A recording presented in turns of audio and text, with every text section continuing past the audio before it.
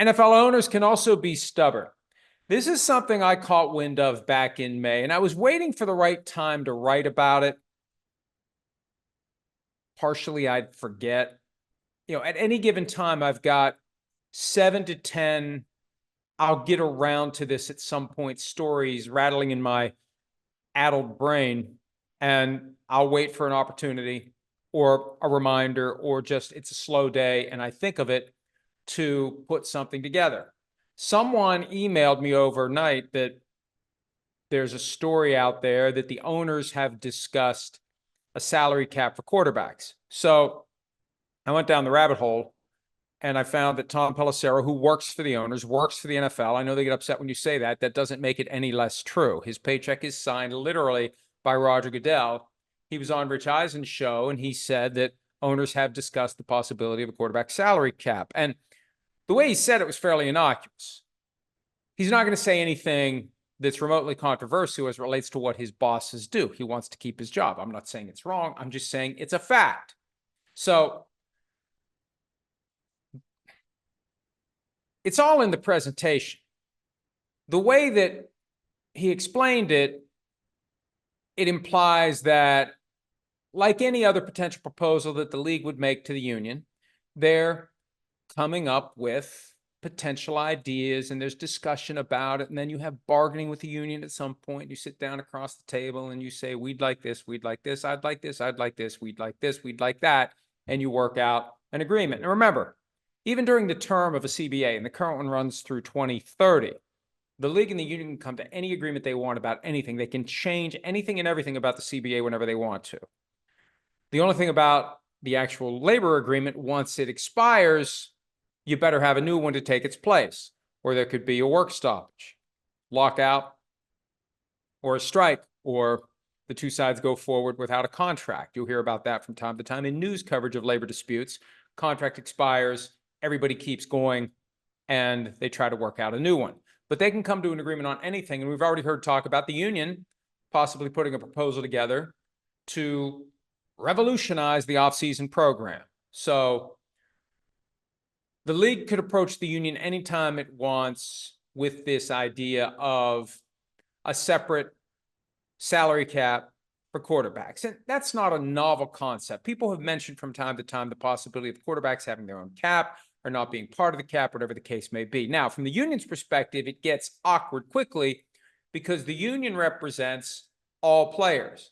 And when you start carving out position groups, at some point, you're bolstering the idea that they should be carving out unions, and there should be a union for the running backs and a union for the quarterbacks and a union for the kickers and a union for the receivers.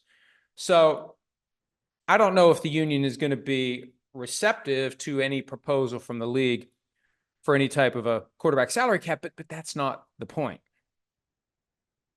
The way I heard it, this isn't something they're going to go to the union about. This is just something they're going to do. This is backroom collusion. Hey, guys, we're paying too much for quarterbacks. What are we going to do about that? These numbers are getting out of control. What are we going to do about it? And remember, they meet 4 times a year. D. Smith, the former executive director of the NFL Players Association, called them the collusion meetings. In what other industry do all of the businesses in that industry get together to talk business and to get on the same page and to stay on the same page? That's the thing we always have to remember. We've been talking about it a lot as it relates to the Sunday ticket trial. Antitrust. 32 distinct businesses working together under Big Shield. As it relates to the CBA, remember, the fact that it's a multi-employer bargaining unit allows the NFL to, despite the fact that it's 32 independent businesses, have joint rules as it relates to free agency, salary cap, franchise tag, draft. But beyond that, it's every team for itself, every business for itself. You're competing with the other 31 businesses within the confines of the rules that are available. Best example, 2010, the year before the lockout. That was the final year of the 2006 CBA. And every CBA since 93 had as the final year an uncapped year. The idea was to give the teams an extra incentive to get a new CBA done before the chaos of an uncapped year. Well, it later came out in 2012 or thereabouts that during the uncapped year, the teams were told, this is how we're going to handle it. And God forbid that Washington, Dallas, and I also think to a lesser extent the Raiders and the Saints dared to treat the uncapped year as uncapped, dared to take advantage of the absence of a salary cap, spent too much money in 2010, and they got whacked for it in 2012. And the league was brazen about it. They got the union to agree to it. And look, I don't want to go too far back down that road, but one of the reasons the union agreed to it, salary cap in 2012 was actually going to go down the year after the lockout. And I think some folks who were running the union at the time were concerned about their future. So the league agreed, we'll pump up the salary cap this year.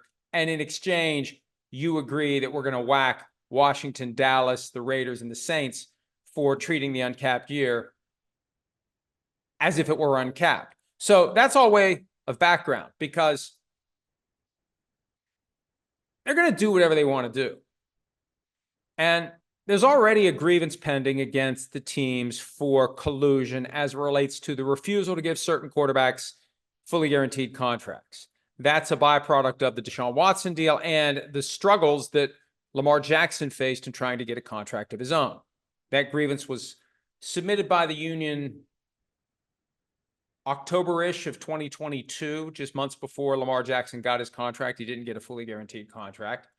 But that Watson deal, there were 2 or 3 owners who spoke out about the 5-year fully guaranteed contract that the Browns did. And there were reports that Browns ownership got the cold shoulder at the league meetings just days after the Watson deal was done. So it doesn't require tinfoil hats to come to the conclusion that when the owners get together 4 times a year, topics like this get discussed. And I'm told that that's been a topic. And it's not a topic along the lines of, we need to go to the union to fix this. It's more like, we need to fix it ourselves. We need to have an understanding as to how much money quarterbacks are going to be paid.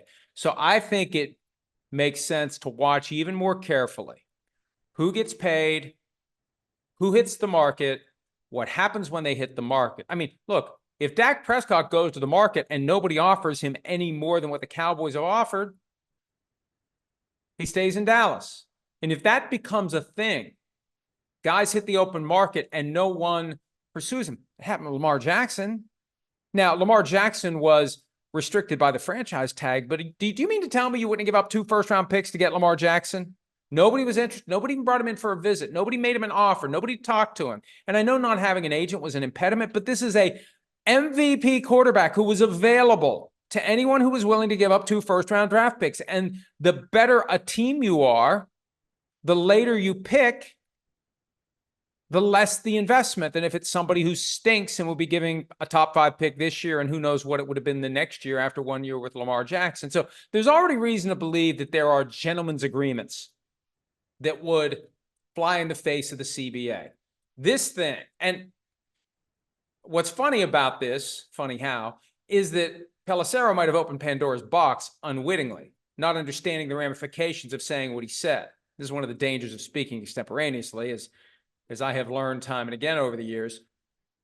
This isn't the league putting together what it wants from the union. This is the league conspiring among the owners to put artificial, off the books, off the CBA restrictions in place for what they will be paying quarterbacks. That's where it gets interesting. If the proof as we go forward supports that. And the mere existence of the discussion kind of puts every owner on notice. Tread lightly when you're paying a lot of money to a quarterback. Don't do a 5-year fully guaranteed contract. Now, as if anybody else was ever going to do one, look at what the Browns have gotten from Deshaun Watson. That's the problem with anything more than 2 or 3 years of guaranteed salary, you are stuck. The difference between Watson and Russell Wilson, and they both did their deals the same year. Both were traded, both got new contracts. Wilson's wasn't fully guaranteed. The Broncos were able to pull the lever to break glass in event of emergency, to press the button, whatever stupid metaphor I can come up with, and get out of it. The Browns are stuck. You think if the Browns could get out of Deshaun Watson, you think they would? Do you need long to think about whether or not they would? So doing a 5-year fully guaranteed contract for a quarterback may be its own punishment. But even so, I think teams are going to be much more careful about what they pay quarterbacks. And there may be evidence that emerges circumstantially and over time to suggest that there's some sort of foul play potentially happening as it relates to quarterback contracts. Hi, it's Mike Florio. Thanks for watching PFT on YouTube. Hit subscribe for the latest news and analysis from Pro Football Talk.